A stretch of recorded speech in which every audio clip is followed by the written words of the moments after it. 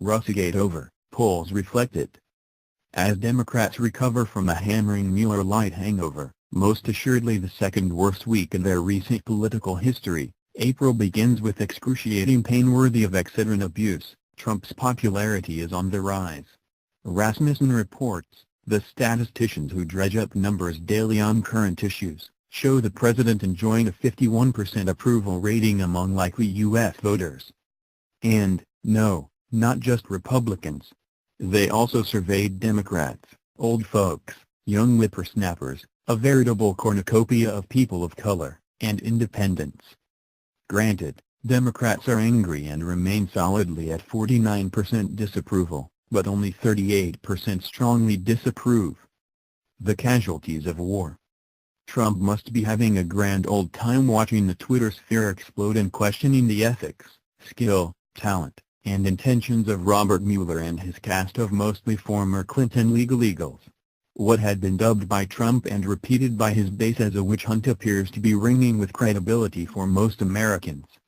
He must surely be getting a tickle from the ancillary casualties of war, the drive-by news media. Ratings for cable news CNN and MSNBC and national networks death spiraled upon the news of no collusion with Russia. The Rachel Maddow show saw an average 13% decrease in viewership, a whopping 500,000 loss, after U.S. Attorney General William Barr sent his summary letter to Congress. The big Mueller surprise for the Hans pundit was losing 15% of her 25-52 demographic audience.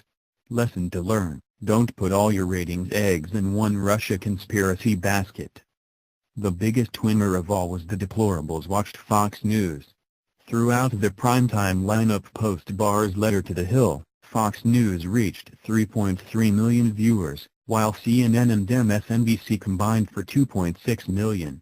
Yes, combined, their numbers fell embarrassingly short. As Rasmussen reports, the reason is clear. That scolding equates to only 33% of American voters who think media coverage of Russiagate was accurate and just. The Democrats now must decide on whether to continue to investigate Trump. But that strategy comes with a dire warning label: proceed at incalculable risk. House Judiciary Committee Chairman Jerry Lewis Nadler, DNY, has declared the House won't stop until something, anything, is found to pin on Trump. He may do well to just accept the report and move on. This week, Rasmussen reports shows voters have had enough and prefer the Democrats in Congress to get back to national issues. -61% are seemingly collusion fatigued. Setting anger aside, as Trump's numbers continue to rise in the positive column, it would seem a no-brainer that Democrats would adjust the scenes in the script to avoid angering and frustrating a major slice of the electorate. And they have a plethora of issues on which to focus: further dividing race relations, sabotaging a booming economy, flooding the nation with illegal immigrants, and keeping Trump off the ballot. But if we have learned anything from the Democrats of late is that they are as stubborn as the symbol emblazoned on their coffee mugs and t-shirts and appear to be willing to die trying without conceding an inch to save themselves.